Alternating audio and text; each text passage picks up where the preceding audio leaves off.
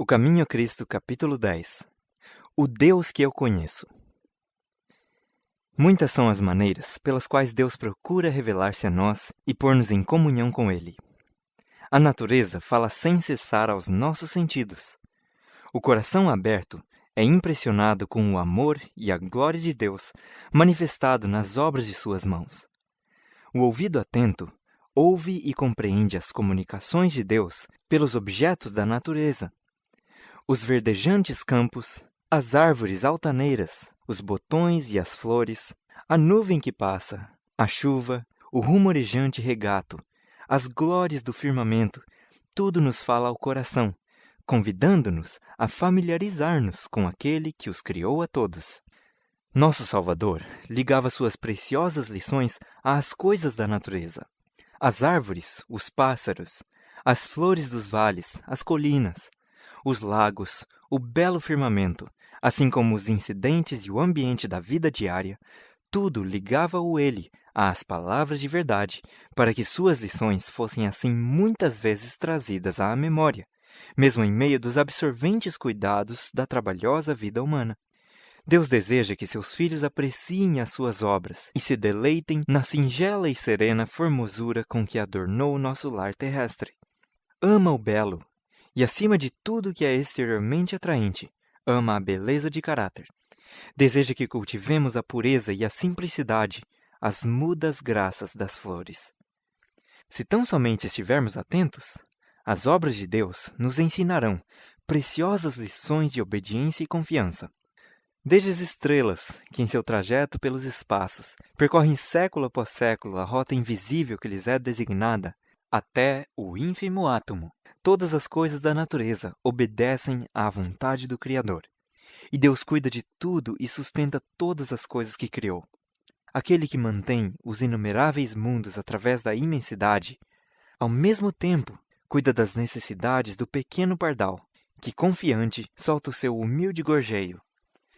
Quando os homens saem para o seu labor diário, assim como quando se acham entregues à oração, quando repousam à noite e quando se erguem de manhã, quando o rico se banqueteia em seu palácio, ou quando o pobre reúne seus filhos em torno da mesa escassa, sobre cada um o Pai Celeste vigia com ternura.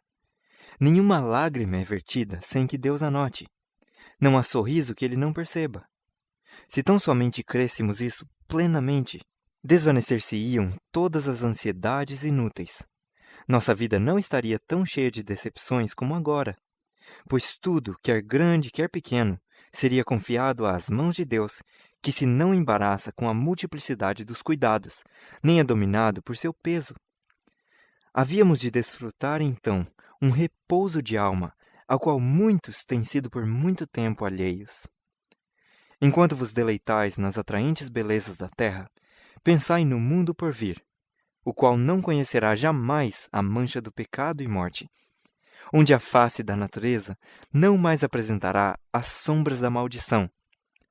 Representai-vos na imaginação o lar dos remidos, e lembrai-vos de que ele será mais glorioso do que o pode pintar vossa mais brilhante imaginação. Nos variados dons de Deus na natureza, só discernimos o mais pálido vislumbre de sua glória. Está escrito: as coisas que o olho não viu e o ouvido não ouviu, e não subiram ao coração do homem, são as que Deus preparou para os que o amam. 1 Coríntios 2:9. Poetas e naturalistas têm muito que dizer acerca da natureza, mas é o cristão quem mais sabe apreciar as belezas da terra, porque reconhece a obra de seu Pai e percebe seu amor em cada flor, arbusto ou árvore. Ninguém pode apreciar plenamente a significação de montes e vales, rios e lagos, se não os olha como uma expressão do amor de Deus ao homem. Deus nos fala por meio de suas operações providenciais e pela influência de seu Espírito sobre o coração. Em nossas circunstâncias e ambiente, nas mudanças que diariamente se realizam ao nosso redor, podemos encontrar preciosas lições, se nosso coração está aberto para discerni-las. O salmista, narrando a obra da providência de Deus, diz: a terra está cheia da bondade do Senhor. Salmos 33:5. Quem é sábio, observe estas coisas e considere atentamente as benignidades do Senhor. Salmo 107, 43. Deus nos fala a nós por sua palavra. Aí temos em linhas mais claras a revelação de seu caráter, de seu procedimento com os homens e da grande obra de redenção. Aí está aberta perante nós a história de patriarcas e profetas e outros homens santos da antiguidade. Eram homens sujeitos às mesmas paixões que nós. Tiago 5,17. Vemos como lutavam com abatimentos iguais aos nossos, como caíam sob tentações como também nós o temos feito, e contudo de novo se animavam e venciam pela graça de Deus. E considerando esses exemplos, ficamos animados em nossas lutas por conseguir a justiça. Ao lermos acerca das preciosas experiências que lhes foram concedidas, da luz, amor e bênção que lhes foi dado desfrutar, e da obra que realizaram pela graça que lhes foi dada, o mesmo Espírito que os inspirava acende em nosso coração uma chama de santa emulação e um desejo de ser semelhantes a eles no caráter e de como eles andar com Deus. Disse Jesus acerca das Escrituras do Antigo Testamento: "E quanto mais é isto verdade do Novo, são elas que de mim testificam, dele que é o Redentor, aquele em quem se centralizam nossas esperanças de vida eterna." Sim, a Bíblia toda fala de Cristo, desde o primeiro relatório da criação, pois sem ele nada do que foi feito se fez, até a promessa final: "Eis que cedo venho." Lemos acerca de suas obras e ouvimos a sua voz. Se desejais familiarizar-vos com o Salvador, estudai as Santas Escrituras. Enchei o coração todo com as palavras de Deus. São elas a água viva a mitigar vossa sede ardente. São o pão vivo do céu. Jesus declara: "Se não comerdes a carne do Filho do Homem e não beberdes o seu sangue, não tereis vida em vós mesmos." João 6,53.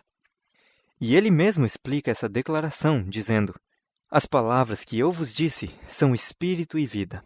João 6,63. Nosso corpo é formado pelo que comemos e bebemos. E como se dá na economia natural, assim também na espiritual. É aquilo em que meditamos que dará força e vigor à nossa natureza espiritual. O tema da redenção é tema que os próprios anjos desejam penetrar. Será a ciência e o cântico dos remidos através dos séculos da eternidade. Não é ele digno de atenta consideração e estudo agora? A infinita misericórdia e amor de Jesus, o sacrifício feito por ele em nosso favor, demandam a mais séria e solene reflexão. Devemos demorar o pensamento no caráter de nosso amado Redentor e Intercessor. Devemos meditar na missão daquele que veio salvar seu povo dos seus pecados. Ao contemplarmos assim os temas celestiais, nossa fé e amor se fortalecerão, e nossas orações serão cada vez mais aceitáveis a Deus, porque a elas se misturarão cada vez mais a fé e o amor. Serão inteligentes e fervorosas. Haverá mais constante confiança em Jesus, e uma diária e viva experiência em seu poder de salvar perfeitamente a todos os que por ele se chegam a Deus. Ao meditarmos nas perfeições do Salvador, havemos de desejar ser transformados por completo e renovados na imagem de sua pureza. A alma terá fome e sede de tornar-se semelhante àquele a quem adoramos. Quanto mais nossos pensamentos se demorarem em Cristo, tanto mais falaremos dele aos outros e o representaremos perante o mundo. A Bíblia não foi escrita para os doutos unicamente. Ao contrário, destina-se ao povo comum. As grandes verdades indispensáveis para a salvação, nela se acham reveladas com a clareza da luz meridiana, e ninguém errará nem perderá o caminho, a não ser os que seguirem seu próprio juízo em vez da vontade de Deus claramente revelada. Não devemos aceitar o testemunho de nenhum homem quanto ao que ensinam as Escrituras, mas sim estudar por nós mesmos a palavra de Deus. Se permitirmos que outros pensem por nós, nossas próprias energias e habilidades adquiridas se atrofiarão.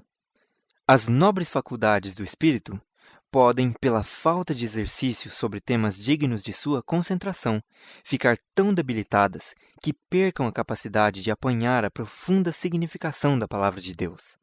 O espírito se ampliará se for empregado em pesquisar a relação dos assuntos da Bíblia, comparando passagem com passagem e coisas espirituais com coisas espirituais.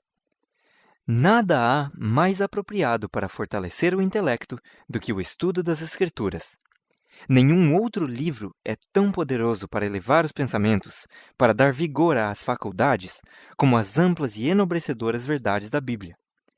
Se a palavra de Deus fosse estudada como devera ser, os homens teriam uma largueza de espírito, uma nobreza de caráter e firmeza de propósito, que raro se vêem nesses tempos. Bem pouco benefício, porém, se tira de uma leitura apressada das Escrituras. Poder-se-á ler a Bíblia inteira e, contudo, deixar de reconhecer-lhe a beleza ou compreender-lhe o sentido profundo e oculto. Uma passagem que se estude até que seu sentido seja claro ao espírito e evidente sua relação para com o plano da salvação é de maior valor do que a leitura de muitos capítulos sem ter em vista nenhum propósito definido e sem adquirir nenhuma instrução positiva. Levai convosco a Bíblia. Quando tiverdes oportunidade, lede-a. Fixai as passagens na memória. Mesmo enquanto estais a andar pela rua, podeis ler uma passagem e meditar sobre ela, fixando-a assim. Não conseguiremos sabedoria sem fervorosa atenção e estudo acompanhado de oração. Algumas porções da Escritura são efetivamente tão claras que não podem ser mal compreendidas, mas outras há cujo sentido não está sobre a superfície, de modo que possa ser apanhado de relance. É preciso comparar passagem com passagem. Tem de haver cuidadoso estudo e reflexão acompanhada de orações. E tal estudo será ricamente compensado. Como o mineiro descobre veios de precioso metal sobre a superfície da terra, assim aquele que buscar perseverantemente a palavra de Deus como a tesouros escondidos, encontrará verdades do mais alto valor, as quais se acham ocultas à vista do pesquisador descuidado. As palavras inspiradas, meditadas no coração, serão como torrentes que brotam da fonte da vida. Nunca deve a Bíblia ser estudada sem oração. Antes de abrir suas páginas, devemos pedir a iluminação do Espírito Santo e ser-nos-á dada. Quando Natanael veio a Jesus, o Salvador exclamou: Eis aqui um verdadeiro israelita, em quem não há dolo. Natanael volveu: De onde me conheces tu? E Jesus respondeu: Antes que Felipe te chamasse, te vi eu, estando tu debaixo da figueira. João 1, 47 e 48. E Jesus ver-nos-á também nos lugares secretos de oração, se dele buscarmos a luz para saber qual a verdade. Anjos do mundo da luz assistirão a aqueles que, em humildade de coração, buscarem a guia divina. O Espírito Santo exalta e glorifica o Salvador. É sua missão apresentar a Cristo a pureza de sua justiça e a grande salvação que por ele nos pertence. Jesus disse: Ele há de receber do que é meu, e vô-lo-á de anunciar. João 16,14. O Espírito de verdade é o único mestre eficaz da verdade divina. Quanto não deve Deus ter estimado a raça humana, para que desse o seu Filho a fim de por ela morrer, e designasse o seu Espírito para ser o mestre e constante guia do homem. O fim do capítulo 10 do Caminho a Cristo.